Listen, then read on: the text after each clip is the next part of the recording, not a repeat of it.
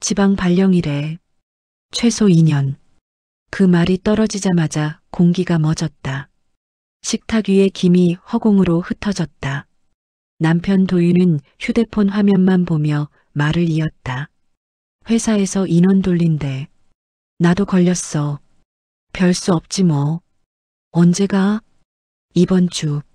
너무 빠른, 너무 담담한 대답이었다. 나는 잠시 젓가락을 내려놓았다. 아침 햇살이 식탁을 비쳤다. 볶음김치 냄새가 퍼졌지만 그 향이 오늘따라 유난히 낯설었다. 그럼 우리. 내가 말을 잇기도 전에 그는 툭 잘랐다. 뭘 어떻게 해? 주말에 오면 되지. 그의 목소리는 피곤했다. 아니, 피곤한 척에 가까웠다. 나는 억지로 웃으며 말했다. 그래, 뭐 어쩔 수 없지. 하지만 내 안에 무언가가 미세하게 흔들렸다. 도윤은 그날따라 이상하리만치 말이 없었다. 식탁을 정리하며 나를 한 번도 쳐다보지 않았다. 대신 휴대폰을 확인하고 카톡을 보내고 다시 화면을 들여다봤다. 아, 근데 너 친구 있잖아. 수진이. 그의 입에서 나온 이름에 손이 멈췄다. 응? 그 근처 살잖아. 그쪽 가면 한번 보자고 하더라. 수진이? 응, 그 친구. 그쪽에 살잖아. 내 절친이라며? 그 말이 왜 이렇게 불편하게 들렸을까? 나는 가만히 고개를 끄덕였다. 그래, 잘 됐네. 그 동네 아는 사람 있으니까. 그는 대수롭지 않게 웃었다. 그러니까. 처음 가면 낯설잖아. 응, 그렇지. 대화는 그렇게 끝났다. 하지만 그 짧은 대화가 이후 내 인생을 송두리째 바꿀 줄 그때는 몰랐다. 도윤은 거울 앞에서 넥타이를 매며 말했다. 아무튼 너도 너무 일만 하지 말고 나 없이도 잘 지내야지. 그 말이 왠지 차갑게 들렸다. 나 없이도라는 말에 묘한 선이 그어졌다. 그가 문을 닫고 나가자 집안이 조용해졌다. TV도 꺼져 있었고 냉장고 소리만 들렸다. 그게 그렇게 크게 들릴 줄 몰랐다. 나는 식탁 앞에 앉아 멍하니 남편의 빈자리를 바라봤다. 컵에 맺힌 물방울이 천천히 흘러내렸다. 그 한 방울이 바닥에 닿는 소리가 이상하게 길게 이어졌다. 그날 저녁 톡이 왔다. 수진 너 도윤이 지방 간다며? 나 그쪽 사는데 내가 잘 챙길게 히읗. 화면을 한참 바라봤다. 문장 끝에 히읗이 유난히 거슬렸다. 잘 챙길게. 그 말이 어째 친구의 말 같지가 않았다. 나는 응 고마워라고 답장을 보냈다. 손가락이 잠시 떨렸다. 며칠 뒤 도윤은 출근하듯 짐을 싸서 떠났다. 단정하게 다린 셔츠, 구겨진 표정. 다녀올게라는 말도 없이 문을 닫았다. 그 소리가 유난히 무겁게 울렸다. 그가 떠난 후 집은 넓어졌는데 공기는 더 좁아졌다. 조용한 집안에서 냉장고 돌아가는 소리, 시계 초침이 톡톡거리는 소리가 다 들렸다. 저녁마다 전화를 걸어왔다. 오늘 회식했어. 늦을 것 같아. 그래, 조심해. 그 대화는 세 문장을 넘지 않았다. 어느 날은 통화 중에 낯선 웃음소리가 들렸다. 여자 목소리였다. 아, 형 진짜요? 도윤이 급히 말했다. 아, 팀 회식 중이야.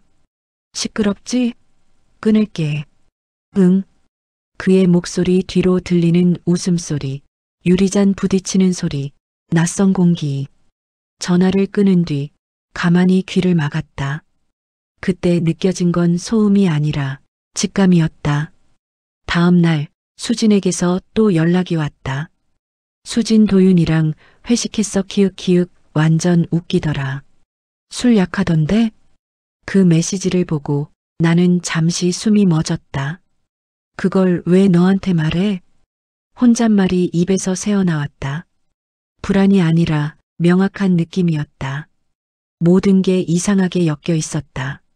남편의 발령, 수진의 거주지, 그리고 이 묘한 대화의 타이밍.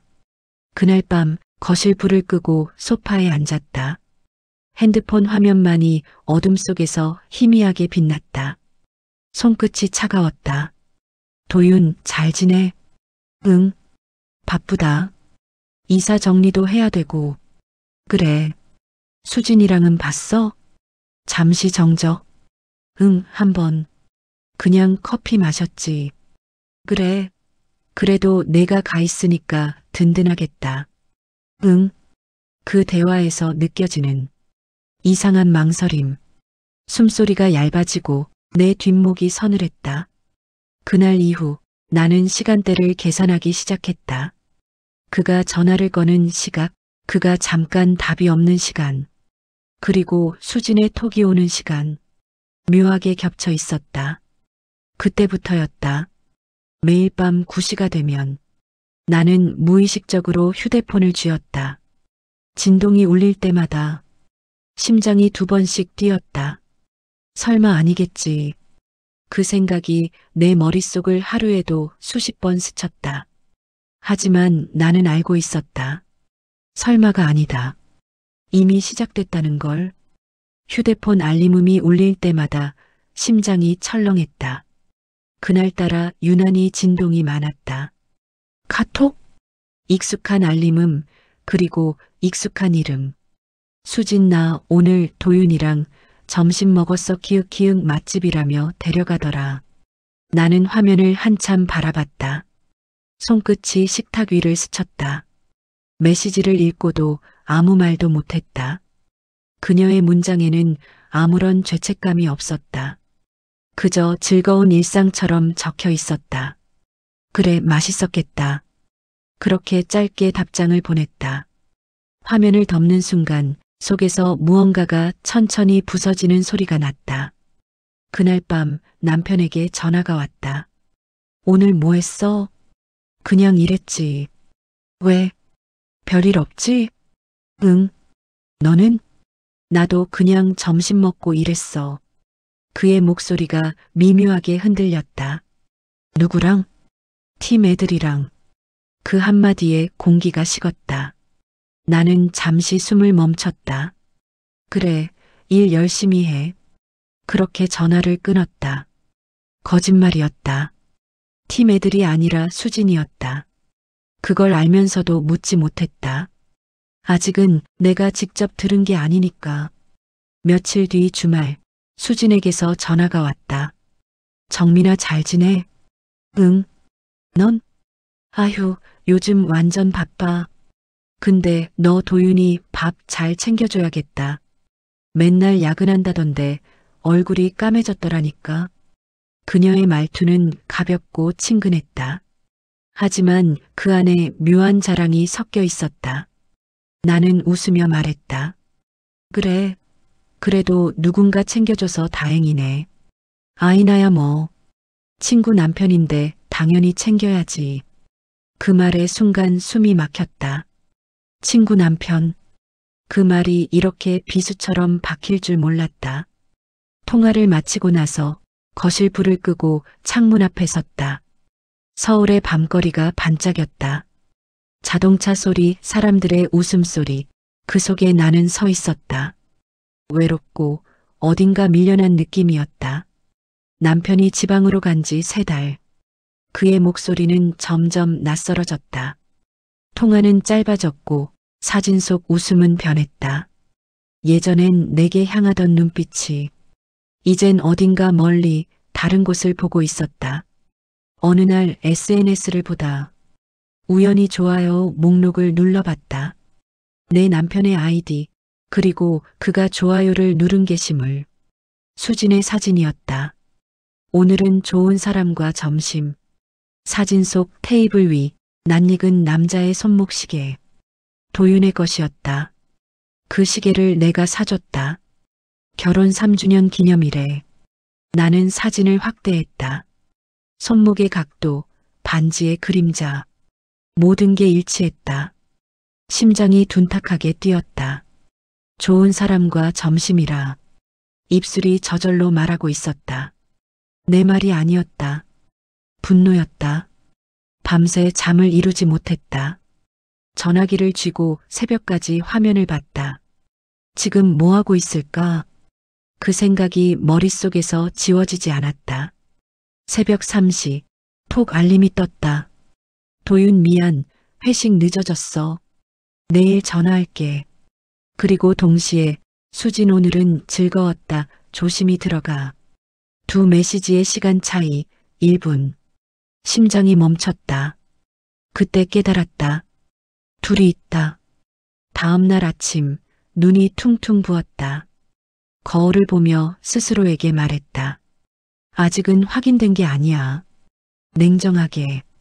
하지만 그 말이 스스로를 속이는 주문 같았다. 회사에서도 집중이 안 됐다. 사람들의 웃음소리가 거슬렸고 누군가 휴대폰을 볼 때마다 괜히 신경이 곤두섰다.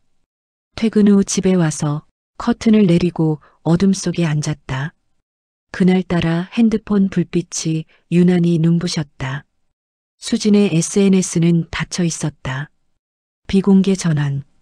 그 순간 알았다. 이건 우연이 아니다.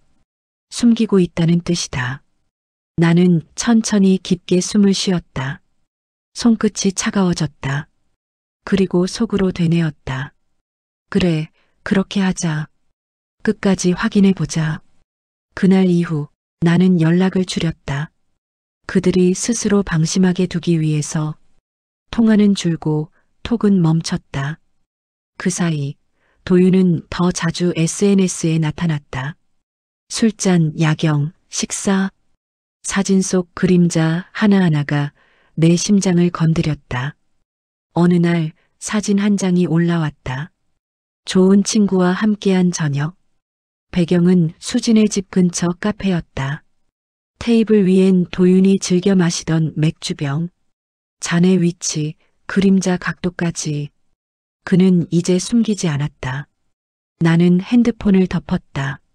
심장은 고요했고 머릿속은 차가웠다. 그래, 이대로 놔두자. 이건 끝이 아니다. 시작이다. 요즘 통화도 잘 안 되네. 출근길 엘리베이터 안 동료의 말에 나는 애써 웃었다. 남편이 지방이라 바빠서 그래요. 그 말이 입에서 나올 때마다 목이 말랐다. 그날 밤 전화 대신 읽씹이 반복됐다. 퇴근했어? 읽은 표시만 남고 답은 없었다. 몇 시간 후 도윤 피곤해서 잤어.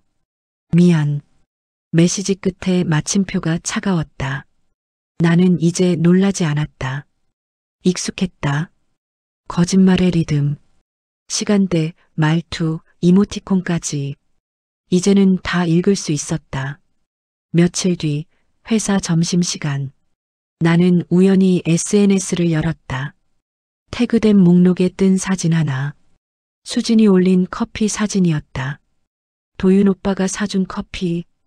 오빠라는 단어가 이토록 낯설고 잔인하게 느껴질 줄 몰랐다. 숨이 막혔다. 손끝이 차가워졌다. 화면을 캡처했다. 그게 내 첫 번째 증거였다. 그날 밤 전화를 걸었다. 오늘 뭐 했어? 그냥 회사 일. 커피는 누구랑 마셨어? 잠시 침묵. 팀 후배. 그래. 그의 숨이 조금 빨라졌다. 나는 아무 말도 하지 않았다. 왜 그래? 아니, 그냥 물어봤어. 그 말 뒤에 긴 침묵이 흘렀다. 전화기를 내려놓고 노트북을 켰다. 메모장 하나를 새로 열었다. 파일 이름 기록. 그 안에 적었다. 3월 17일 오후 1시 20분 수진 인스타 커피 사진. 문구 도윤 오빠가 사준 커피. 같은 날 오후 2시 10분 도윤 전화 없음. 그리고 한 줄을 덧붙였다. 둘은 함께 있었다. 그 이후로 나는 매일 기록했다. 카톡 시간, 전화 시각, SNS 게시물. 도윤의 말투, 수진의 문장. 모든 걸 엮었다. 하루하루가 마치 퍼즐을 맞추는 시간 같았다. 그들이 몰랐던 건 나는 모른 척하면서 다 보고 있었다는 거다. 4월 봄비가 내리던 날 수진이 톡을 보냈다. 수진 나 요즘 도윤이랑 운동같이 다녀 키읔키읔 진짜 성실하더라. 나는 그 메시지를 보고 미소 지었다. 그 미소가 얼마나 차가운지 나조차 몰랐다. 그래, 좋겠다. 같이 하니까 재미있지? 그녀는 바로 답했다. 수진 그치으키읔. 내 덕분에 좋은 사람 알게 돼서 감사해. 그 문장을 읽는 순간 어디선가 퍽 하고 머리를 맞은 기분이었다. 좋은 사람. 내 남편. 그날 밤 잠들 수 없었다. 거실 불을 다 끄고 앉았다. 비 오는 소리가 유리창을 때렸다. 그 리듬이 이상하게 분노와 닮아 있었다. 핸드폰 화면에 손가락을 올렸다. 도윤의 SNS 사진 한 장이 새로 올라와 있었다. 오늘은 운동 끝. 상쾌한 하루. 사진 속 손목에 수진이 차던 실팔찌가 있었다. 빨간색 고등학교 졸업여행 때 우리가 맞춰 산 거. 심장이 쿵 내려앉았다. 나는 그 사진을 확대했다. 팔찌의 매듭끝, 그건 분명히 수진의 것이었다. 손끝이 떨렸다. 눈앞이 희미해졌다. 이제 의심이 아니었다. 확신이었다. 다음 날 출근하자마자 택배 상자를 하나 주문했다. 블랙박스 캠코더 마이너스 미니형, 설치용 USB와 메모리 카드까지. 내 손이 정확하게 움직였다. 마치 오래전부터 준비한 사람처럼. 며칠 뒤 도윤이 서울에 올라왔다. 오랜만이네. 그의 얼굴엔 피곤함 대신 이상한 여유가 있었다. 잘 지냈어? 응. 넌? 그냥 좀 피곤했지. 그가 소파에 기대며 말했다. 나는 물 한 잔을 건네며 눈을 피했다. 그 손목 팔찌 예쁘다. 내가 무심히 말했다. 응? 아, 이거 그냥 받은 거야. 누구한테? 팀에서 단체로 맞춘 거. 그는 시선을 피했다. 나는 아무 말 없이 물을 한 모금 마셨다. 유리컵 너머로 그의 거짓말이 투명하게 비쳤다. 그날 밤 그의 캐리어 안쪽 주머니에 작은 카메라를 붙였다. 블루라이트가 꺼지는 소리, 심장의 박동처럼 느껴졌다. 이제 시작이었다. 확인하겠다는 마음은 복수의 예고와 같았다. 다음 날 아침 그가 지방으로 내려간 뒤 나는 노트북을 열었다. 실시간 연동된 화면이 떴다. 호텔방, 그리고 침대 옆 탁자. 그의 그림자가 스쳤다. 잠시 후 여자의 목소리가 들렸다. 익숙했다. 너무나 익숙해서 심장이 얼었다. 도윤아, 커피 식는다. 수진이었다. 그 순간 숨이 막혔다. 목 안쪽이 불에 댄 듯 뜨거웠다. 손끝이 저려왔다. 그러나 나는 울지 않았다. 오히려 웃음이 났다. 그래, 확실히 알았네. 입술이 천천히 말하고 있었다. 이제 내 차례였다. 블랙박스 메모리를 손에 쥐고 나는 노트북 앞에 앉았다. 손끝이 차갑게 떨렸다. 클릭 한 번으로 모든 게 무너질지도 모른다는 걸 알았다. 영상이 재생됐다. 호텔방, 오후 햇살. 남편 도윤이 웃으며 커피를 내리고 있었다. 그리고 화면 밖에서 들려온 그 익숙한 목소리. 그거 설탕 2스푼만. 수진이었다. 내 가장 친한 친구. 결혼식 사회를 봐주던 사람. 내 신혼여행 때 행복하라며 울어주던 사람. 그녀가 화면 안으로 걸어 들어왔다. 그의 셔츠를 정리해주며 웃었다. 당신 오늘 회의 늦지? 응, 좀 이따가 나가야 돼. 그녀는 커피잔을 들고 말했다. 그 여자나도 이런 커피 타줬겠지? 그 말에 도윤이 피식 웃었다. 글쎄, 기억 안 나. 두 사람은 아무렇지 않게 웃었다. 그 웃음소리가 노트북 스피커를 찍듯이 퍼졌다. 나는 화면을 멈췄다. 심장이 천천히 내려앉았다. 소리가 사라지고 대신 정적이 밀려왔다. 그 정적 속에서 내가 숨을 쉬고 있었다. 천천히, 아주 또렷하게. 그래, 이제 끝까지 가자. 다음 날 나는 수진에게 전화를 걸었다. 나 이번에 지방 좀 내려가려고. 도윤한테 깜짝 방문. 그녀의 목소리가 잠시 흔들렸다. 갑자기? 응, 일 때문에 내려가니까 겸사겸사. 아, 그래. 연락하고 가. 그녀는 웃었지만 그 웃음 끝이 떨렸다. 나는 아무 말도 하지 않았다. 그 침묵이 대답보다 더 무서웠을 거다. 그 주말 기차를 타고 내려갔다. 창밖으로 스쳐가는 풍경이 마치 오래된 기억 같았다. 내가 몰랐던 시간, 그들이 함께 있었던 공간이 지금 저 어딘가에 있다는 생각이 들었다. 그가 묵는 숙소 앞 하얀 벽과 유리문. 심장이 쿵쿵 뛰었다. 나는 숨을 고르고 들어섰다. 문을 열자 거실엔 2개의 머그컵이 있었다. 커피 향이 진하게 퍼져 있었다. 누구야? 그녀의 목소리. 그리고 나타난 수진. 눈이 커졌다. 정민? 그녀의 얼굴에 놀람이, 도윤의 얼굴엔 당황이 번졌다. 나는 천천히 문을 닫았다. 출장이라며? 아, 이게. 그가 말을 더듬었다. 그만해. 내 목소리가 낮게 깔렸다. 수진이 다가오며 말했다. 오해야, 정민아. 오해? 나는 웃었다. 그럼 내가 본 이 영상은 뭐야? 노트북을 열고 재생 버튼을 눌렀다. 스피커에서 2 사람의 목소리가 흘러나왔다. 그 여자도 이런 커피 타줬겠지? 글쎄, 기억 안 나. 그 대사가 울려 퍼질 때 수진의 얼굴이 하얗게 질렸다. 도윤은 입을 다물었다. 됐어. 변명하지 마. 그 순간 온몸이 식었다. 눈물이 나올 줄 알았는데 이상하게 아무 감정도 들지 않았다. 비참함조차 사치 같았다. 수진이 울먹이며 말했다. 정민아, 나 그런 의도 아니었어. 그냥 외로워서. 그래, 외로워서 그랬겠지. 나는 조용히 대답했다. 외로움이 변명이라면 난 그동안 얼마나 외로웠을까? 도윤이 다가왔다. 미안하다. 정말 미안하다.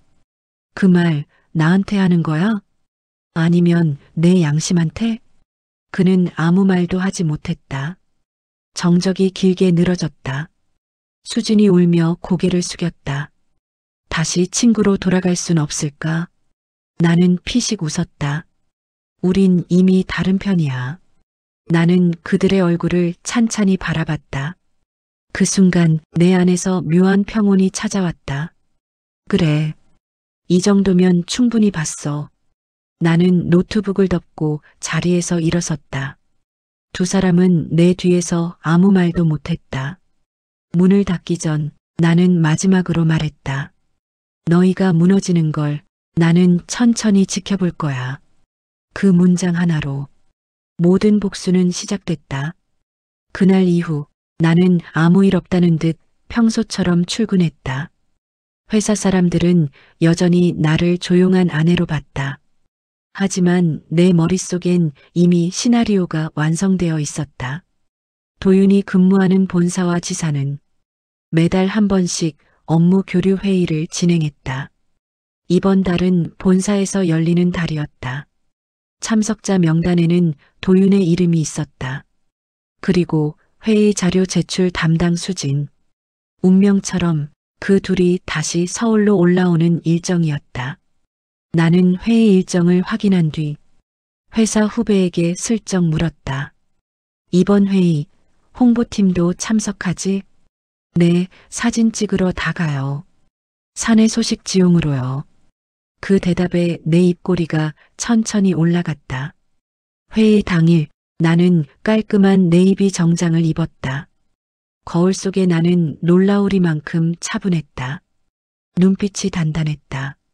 본사 대회의실, 커피향, 서류 넘기는 소리, 그리고 익숙한 목소리. 정민아? 수진이 나를 보고 굳었다. 도윤의 표정도 그대로 얼어붙었다. 나는 미소를 지었다. 오랜만이네. 두 분. 회의장에 있던 사람들이 순간 조용해졌다. 공기가 묘하게 긴장되었다. 도윤이 어색하게 웃었다. 여긴 웬일이야? 홍보팀 일 도와달라고 해서 왔지. 마침 내가 오늘 발표하잖아. 아, 그래. 그의 목소리가 점점 작아졌다. 회의가 시작됐다. 수지는 발표 준비를 하며 손이 떨리고 있었다. 나는 조용히 노트북을 켰다. 회의용 빔 프로젝터와 연결된 화면. 기본 자료 목록에 홍보 영상 최종 mp4가 추가되어 있었다. 그건 내가 밤새 편집한 영상이었다. 자, 다음은 홍보 영상 시청하겠습니다. 회의 진행자의 목소리가 울렸다. 조명이 조금 어두워지고 영상이 재생됐다. 처음엔 회사 로고, 직원 인터뷰, 모두 평범했다. 그러나 30초쯤 지났을 때 화면이 바뀌었다. 호텔방 내부, 웃고 있는 남자와 여자, 그리고 들려오는 목소리. 그 여자도 이런 커피 타줬겠지? 글쎄, 기억 안 나. 회의실 안이 얼어붙었다. 누군가 숨을 들이켰다. 화면 속 인물 도윤과 수진. 그리고 다음 장면, 그들이 서로를 껴안는 모습. 정적?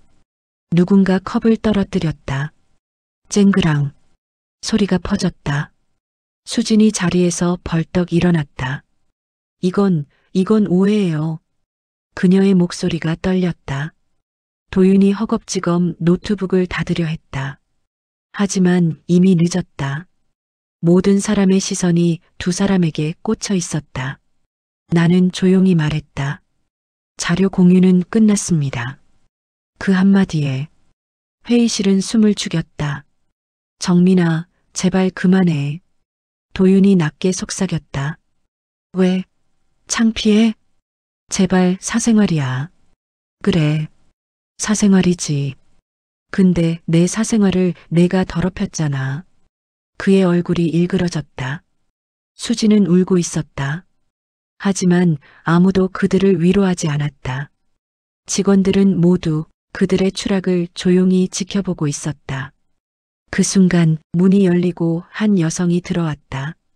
그는 본사 상무 그리고 내 멘토였다. 정민 씨, 그 영상 당신이 올린 거죠? 네.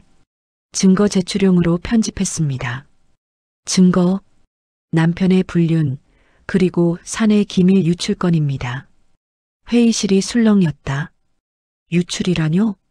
도윤이 외쳤다. 나는 서류를 꺼내 들었다. 수진 씨, 당신 개인 메일로 회사 내부 자료를 보냈죠? 그리고 그 파일, 도윤 씨 노트북에서 발견됐어요. 사람들의 시선이 쏟아졌다. 수지는 숨을 삼켰다. 그건 단순히 자료 전달이었어. 그래, 단순히 남의 남편이랑 자고, 단순히 회사 자료도 유출하고, 단순히 친구를 배신한 거지. 그녀는 입을 막고 울었다. 도윤은 아무 말도 하지 못했다. 그때 상무가 말했다. 두 사람 징계위원회 준비하세요. 회의장은 완전히 정적에 잠겼다. 회의가 끝난 뒤 도윤이 나를 붙잡았다. 왜 이렇게까지 했어? 왜냐고? 나는 조용히 웃었다. 난 내가 무너지는 걸 보고 싶었거든. 그의 손이 힘없이 떨어졌다. 그 순간 나는 깨달았다. 진짜 사이다는 소리치지 않는다. 그저 조용히 정확하게 떨어질 뿐이다. 엘리베이터 문이 닫히며 그의 얼굴이 사라졌다. 내 안엔 아무런 미련도 남지 않았다. 회의실 사건이 있던 날 이후 도윤은 회사에서 정직 처분을 받았다. 사내 규정 위반, 그리고 기밀 유출 연루 의혹. 수지는 계약 해지 통보를 받았다. 그들의 이름은 사내 게시판에서 삭제됐다. 세상이 그렇게 빠르게 돌아갈 줄 나는 그제야 알았다. 휴대폰이 울렸다. 도윤 잠깐만 얘기하자. 제발. 처음엔 무시했다. 하지만 같은 문장이 5번이나 도착했다. 결국 나는 카페 한 구석에서 그를 마주했다. 그는 초췌했다. 수트는 구겨졌고 눈 밑엔 다크서클이 깊었다. 정민아, 나 진짜 미안하다. 그의 목소리는 애절했다. 하지만 내 눈엔 그게 애절이 아니라 두려움으로 보였다. 이제 와서 미안하면 뭐가 달라져? 우리 다시 시작할 순 없을까? 나는 조용히 커피잔을 내려놨다. 도윤아, 넌 내 인생에서 끝났어. 그의 손이 떨렸다. 나 지금 회사에서도 잘렸고 지방집도 계약 해지됐어. 돈도 다 막혔고. 그는 한참 말을 잇지 못했다. 정민아, 너 좀 도와줄 수 없겠냐? 나는 웃음이 나왔다. 이제 나한테 돈을 빌리러 온 거야? 그게 아니라 잠깐만 버틸 수 있게. 얼마? 2천만 원만. 그의 입에서 나온 숫자에. 나는 한참을 쳐다봤다. 웃기지 않아? 뭐가? 내가 내 외도 증거를 모을 때 너 그 여자한테 명품 가방 사줬잖아. 그 가방 값이 딱 2천이었어. 그의 얼굴이 굳었다. 그래. 그 돈은 내가 이미 냈어. 이제 내 몫은 끝났어. 그는 입술을 깨물었다. 정민아, 나 진짜 내가 무릎 꿇는 거 이제 봐도 아무 감흥 없어. 그 말에 그는 고개를 숙였다. 잠시 후 그의 휴대폰이 울렸다. 수진, 나 이제 어떻게 우리 망했어. 그 문자 한 줄에 그의 표정이 더 일그러졌다. 그녀도 나한테 돈을 빌리러 오겠지. 나는 속삭였다. 이틀 뒤 수진에게서 연락이 왔다. 정민아, 우리 만나자. 제발. 나는 한참을 고민하다가 응이라고 답했다. 약속 장소는 예전 우리가 자주 가던 카페였다. 그녀는 한눈에 봐도 달라져 있었다. 화장은 지워졌고 손톱은 부러져 있었다. 너무 미안해. 정말 미안해, 정민아. 그녀는 울면서 내 손을 잡았다. 도윤이랑도 끝났어. 나도 다 잃었어. 이제 나 좀 살게 도와줘. 너밖에 없어. 그 말이 내 안에 무언가를 단단히 깨웠다. 수진아. 응. 너 아직도 나한테 부탁할 자격 있다고 생각해? 그녀는 고개를 떨궜다. 아니, 그런 뜻이 아니라. 그래. 너는 내 인생을 망가뜨렸고 이제 내 인생이 무너졌을 뿐이야. 그녀는 울부짖었다. 정민아, 나 진짜 죽을 것 같아. 돈이라도 좀 빌려줘. 나 월세도 못 내고. 그래. 나는 조용히 핸드백에서 명함 하나를 꺼냈다. 윤정의 회장 JS그룹 회장. 그건 최근 내 프로젝트에서 함께 일하던 후원사 대표의 명함이었다. 그 여자는 나를 딸처럼 아꼈다. 이분이 내 예비 시어머니 될 사람이야. 수진이 멍하니 나를 바라봤다. 뭐라고? 나 요즘 교제 중인 사람이 있어. 그 사람 어머니야. 그녀의 얼굴이 하얗게 질렸다. 너 농담이지? 아니. 그럼 너 이제 재혼해? 응. 그리고 그분은 내가 감히 비교할 수 없는 사람이야. 그 순간 카페 문이 열리고 한 여자가 들어왔다. 고급 수트, 단정한 머리, 그리고 차분한 미소. 윤정의 회장이었다. 지은아, 기다렸지? 그녀의 눈빛이 내게 닿았다. 아, 여기는 제 친구예요. 수진이라고 해요. 아, 친구분이구나. 그녀는 미소를 지으며 말했다. 요즘 많이 힘들죠? 수진은 아무 말도 못했다. 윤정혜는 커피를 주문하며 말했다. 지은이 얘기 들었어요. 정말 강한 사람이에요. 이런 사람 함부로 건드리면 안 돼요. 그 말에 공기가 얼었다. 수지는 고개를 숙였다. 윤정혜가 지갑을 열었다. 힘든 사람 돕는 건 나쁘지 않죠. 근데 조건이 있어요. 그녀가 수표 한 장을 꺼냈다. 이거 받아요. 대신 다시는 이 사람 앞에 나타나지 마요. 그 종이 위에는 5천만 금액이 적혀 있었다. 수지는 손이 떨렸다. 이게 뭐예요? 이 사람 인생에서 사라지는 값이에요. 윤정혜의 목소리는 단단했다. 사람은 누구나 실수해요. 하지만 남의 것을 탐한 건 벌을 받아야죠. 그녀가 수표를 건네며 말했다. 그 돈으로 새 출발하세요. 다만 이 이름 정민은 앞으로 입에 올리지 말아요. 수진의 손에서 눈물이 떨어졌다. 나는 아무 말도 하지 않았다. 윤정혜는 자리를 털고 일어나며 내 어깨에 손을 얹었다.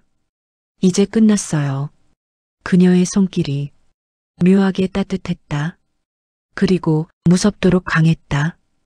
윤정혜 회장이 자리를 떠난 뒤 카페엔 묘한 침묵이 흘렀다. 수지는 한참을 멍하니 앉아 있다가 손에 쥔 수표를 바라봤다. 이걸 정말 받아도 돼? 내가 선택해. 받고 떠나든 거절하고 무너지든. 나는 커피잔을 돌리며 말했다. 수지는 수표를 움켜쥐었다. 정민아, 미안했어. 정말 그땐 나도 외로웠고. 그만해. 외로움이 변명이라면 난 몇 년을 외로움 속에 버텼어. 그녀의 눈빛이 흔들렸다. 나는 자리에서 일어났다. 이제 끝이야. 문을 나서려는데 그녀가 울부짖듯 말했다. 정민아, 우리 진짜 친구였잖아. 나는 고개를 돌리지 않았다. 그래, 그래서 널 용서하지 못해. 이틀 후 도윤에게서 전화가 왔다. 정민아, 제발 한 번만 보자. 왜? 수진이 병원에 실려갔어. 그 말에 잠시 숨이 멎었다. 왜? 술 먹고 약을. 그의 목소리가 흔들렸다. 나도 이제 진짜 끝났어. 너라도 좀 도와줘. 잠시 침묵. 지금 어딨어? 오병원. 그날 저녁 나는 병원으로 향했다. 비가 내리고 있었다. 주차장 가로등 아래에 도윤이 서 있었다. 젖은 셔츠, 피곤한 눈, 손에 쥔 담배가 젖어 있었다. 와줘서 고마워. 수지는? 응급실. 다행히 의식은 돌아왔어. 그는 고개를 숙였다. 정민아, 우리 그냥 이렇게 끝내지 말자. 끝났다고 몇 번을 말해야 이해하겠어? 넌 괜찮은 사람 만나서 다 잊었겠지만 난 아직 너밖에 없어. 나는 그 말을 듣고 피식 웃었다. 그럼 이제라도 미안하다고 해봐. 미안하다. 정말 미안하다. 하지만 나 지금 정말 돈이 필요해.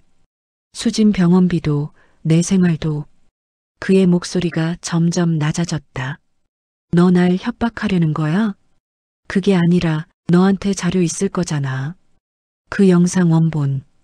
그거 지워주면 내가 알아서 떠날게. 그 순간 내 속에서 무언가 끌어올랐다. 그래. 그럼 대신 너 이 서류에 사인해. 가방에서 준비해온 종이를 꺼냈다. 이혼합의서, 위자료, 위약금, 그리고 불륜 사실 인정. 이거 사인하면 영상은 내가 지워줄게. 그의 눈이 커졌다. 이건 너무. 그래, 너무하지. 하지만 넌 그동안 나한테 더한 짓을 했잖아. 그는 고개를 숙였다. 알겠어. 사인할게. 펜이 종이를 스칠 때 묘한 해방감이 밀려왔다. 서류를 챙겨 가방에 넣었다. 이제 됐어. 다신 연락하지 마. 돌아서려는 순간 그가 내 팔을 잡았다. 정민아, 우리 다시. 손 치워.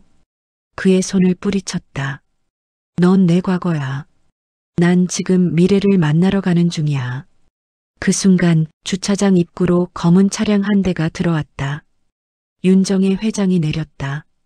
그녀의 눈빛은 칼 같았다. 지은아, 괜찮아? 네, 회장님. 윤정혜는 도윤을 바라봤다. 이분이? 네, 제 전남편이에요. 그녀는 고개를 끄덕였다. 그럼 이게 마지막이겠네요. 그녀가 손가방을 열어 하얀 봉투를 꺼냈다. 도윤이 멍하니 바라봤다. 이게 뭐죠? 당신이 지금 나한테 1시간 낭비한 값이에요. 그녀는 봉투를 던졌다. 두툼한 현금 다발이 바닥에 떨어졌다. 이걸로 지은 인생에서 완전히 사라지세요. 도윤의 얼굴이 굳었다. 지금 나한테 돈으로 모욕하는 거예요? 윤정혜의 목소리가 낮게 울렸다. 당신이 한 짓은 사랑을 팔고 양심을 버린 거예요. 그럼 값은 돈으로 치러야죠. 비가 점점 굵어졌다. 바닥에 떨어진 돈이 젖어갔다. 윤정혜는 도윤의 눈앞까지 다가가 차분히 말했다. 사람은 버는 만큼의 인간이 돼요. 당신은 이제 그만 썩어가요. 그녀가 내 손을 잡았다. 이제 가요, 지은아. 나는 고개를 끄덕였다. 차에 타려던 순간 수진이 병원 문을 붙잡고 나왔다. 머리가 헝클어지고 팔엔 링거 자국이 남아 있었다. 정민아, 나 정말 미안해. 한 번만 기회를. 윤정혜가 그녀를 바라봤다. 그만하세요. 이 여자는 지금 제 가족이에요. 내가 누굴 감히 그 여자의 새 인생을 망칠 권리 없어요. 그녀는 수진 앞에 봉투를 내려놨다. 이 돈으로 병원비 내요. 그리고 이 도시에선 꺼져요. 그 말에 수진의 다리가 풀렸다. 그녀는 주저앉아 울었다. 윤정혜가 내 어깨를 감싸며 말했다. 이런 사람들은 말보다 돈이 빠르죠. 돈으로 밟으면 조용히 사라져요. 차 문이 닫혔다. 나는 창밖으로 비에 젖은 두 사람을 봤다. 도윤은 수표를 주워들고 수진은 울부짖었다. 그리고 그 위로 굵은 빗방울이 떨어졌다. 윤정혜가 낮게 말했다. 끝났어요. 이제 당신은 이기는 쪽이에요. 나는 조용히 눈을 감았다. 그 말이 복수의 마지막 종소리처럼 들렸다. 비가 그친 지 사흘째 되는 날이었다. 창문을 여니 공기가 맑았다. 묘하게 낯선 냄새였다. 무언가 오래 묵은 게 씻겨 내려간 듯한 맑고 가벼운 냄새. 거실에 놓인 화분이 새 잎을 틔우고 있었다. 나는 물을 주며 조용히 웃었다. 살겠구나. 그건 식물한테 한 말이었지만 사실은 내 자신에게 한 말이었다. 핸드폰 화면에 새 메시지가 떠 있었다. 윤정혜 회장 오늘 저녁 식사 함께해요. 우리 가족들 소개할게요. 나는 잠시 화면을 바라보다가 네, 감사합니다. 짧게 답장을 보냈다. 이제 내 인생은 완전히 달라졌다. 복수한 여자에서 자기 인생을 되찾은 여자로. 사람들은 그 차이를 모른다. 하지만 그건 엄청난 차이다. TV 뉴스에서 JS그룹 신임 상무 인사 소식이 흘러나왔다. 나는 미소를 지었다. 윤정혜 회장의 아들이자 내세 연인인 강민의 이름이 화면에 떠 있었다. 축하해요. 작게 중얼렀다. 그는 요즘 내 옆에서 한결같이 따뜻했다. 화려하지 않은 조용하고 단단한 온도였다. 점심 무렵 택배가 도착했다. 보내는 사람 도윤. 순간 망설였지만 열어봤다. 안에는 하얀 봉투 하나와 짧은 메모가 있었다. 이제 정말 끝이야. 너는 잘 살고 나는 내 벌을 받으면서 살게. 고마웠다. 봉투 안엔 반지 한 쌍이 있었다. 결혼식 날 서로에게 끼워줬던 반지. 나는 그것을 조용히 주머니에 넣었다. 그건 미련이 아니라 정리였다.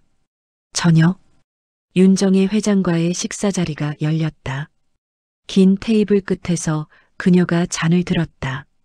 지은아, 인생이란 게 그래요. 누구는 밟히고 누구는 피어나죠. 근데 결국 남는 건 품격이에요. 그녀의 눈빛은 따뜻했지만 말은 냉정했다. 지금의 당신, 나는 자랑스러워요. 그 말에 나는 고개를 숙였다. 감사합니다. 회장님 덕분이에요. 아니요. 당신 덕분이에요. 그녀가 잔을 부딪혔다. 잔 끝에서 작은 울림이 퍼졌다. 그 소리가 묘하게 오래 남았다. 식사가 끝나고 집으로 돌아오는 길. 밤 공기가 차가웠지만 이상하게 따뜻했다. 차창 밖으로 도시의 불빛이 흘러갔다. 모든 게 제자리를 찾아가고 있었다. 신호등이 바뀌는 순간 문득 그들의 얼굴이 스쳤다. 도윤, 그리고 수진. 지금쯤 어딘가에서 서로를 원망하며 살고 있겠지. 하지만 이제 상관없었다. 그들은 내 과거였고 나는 이미 미래로 걸어가고 있었다. 집에 도착하니 탁자 위에 윤정혜가 보내준 꽃다발이 있었다. 새로운 시작을 축하해요. 카드 문구가 빛에 반사되어 반짝였다. 그 옆에 놓인 반지 상자를 꺼내 창가에 올려두었다. 창밖에는 달빛이 흘렀다. 햇살이 아닌 달빛이 내 얼굴을 비쳤다. 부드럽고 고요했다. 거실 조명을 끄고 캔들 하나를 켰다. 라벤더 향이 천천히 퍼졌다. 그 향기 속에서 나는 눈을 감았다. 귀를 기울이니 밖에서 새가 울고 시계 초침이 느리게 돌았다. 시간이 흐르고 있었다. 이젠 그 흐름이 두렵지 않았다. 창가에 앉아 조용히 중얼거렸다. 이제 진짜 끝났네. 그리고 고맙다. 그건 세상에 대한 말이기도 하고 과거의 나에게 하는 말이기도 했다. 이제야 알았다. 복수는 분노로 끝나지 않는다. 진짜 복수는 내가 더 잘 사는 것이다. 그날 밤 비가 다시 내리기 시작했다. 하지만 이번엔 무섭지 않았다. 그 빗소리는 이제 내 인생의 배경음처럼 조용하고 평화롭게 들렸다. 사람들은 말한다. 세상에 완벽한 복수는 없다고. 하지만 난 안다. 완벽한 복수는 완전히 잊어버리는 거라는 걸.